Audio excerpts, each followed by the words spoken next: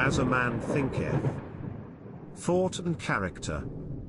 The aphorism, as a man thinketh in his heart so is he, not only embraces the whole of a man's being, but is so comprehensive as to reach out to every condition and circumstance of his life.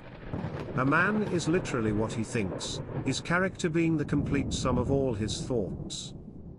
As the plant springs from, and could not be without, the seed, so every act of a man springs from the hidden seeds of thought, and could not have appeared without them.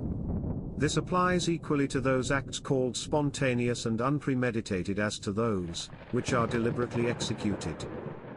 Act is the blossom of thought, and joy and suffering are its fruits, thus does a man garner in the sweet and bitter fruitage of his own husbandry.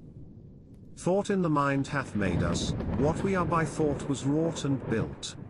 If a man's mind hath evil thoughts, pain comes on him as comes the wheel the ox behind. If one endure in purity of thought, joy follows him as his own shadow, sure. Man is a growth by law, and not a creation by artifice, and cause and effect is as absolute and undeviating in the hidden realm of thought as in the world of visible and material things.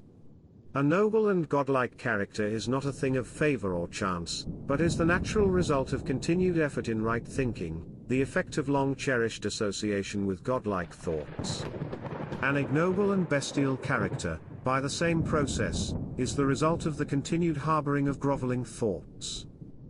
Man is made or unmade by himself. In the armory of thought he forges the weapons by which he destroys himself, he also fashions the tools with which he builds for himself heavenly mansions of joy and strength and peace. By the right choice and true application of thought, man ascends to the divine perfection. By the abuse and wrong application of thought, he descends below the level of the beast. Between these two extremes are all the grades of character, and man is their maker and master.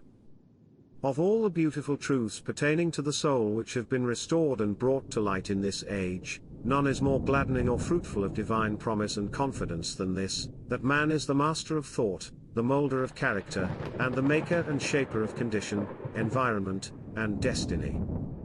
As a being of power, intelligence, and love, and the lord of his own thoughts, man holds the key to every situation, and contains within himself that transforming and regenerative agency by which he may make himself what he wills.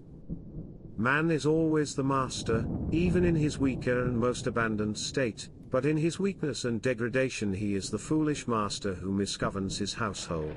When he begins to reflect upon his condition, and to search diligently for the law upon which his being is established, he then becomes the wise master, directing his energies with intelligence, and fashioning his thoughts to fruitful issues. Such is the conscious master, and man can only thus become by discovering within himself the laws of thought, which discovery is totally a matter of application, self-analysis, and experience.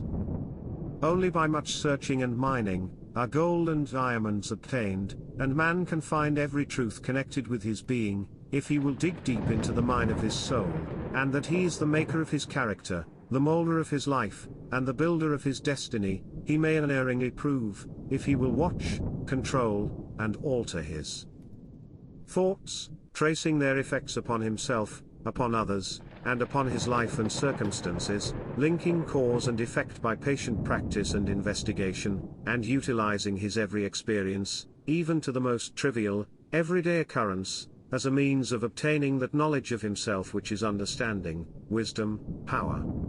In this direction, as in no other, is the law absolute that he that seeketh findeth, and to him that knocketh it shall be opened, for only by patience, practice, and ceaseless importunity can a man enter the door of the temple of knowledge.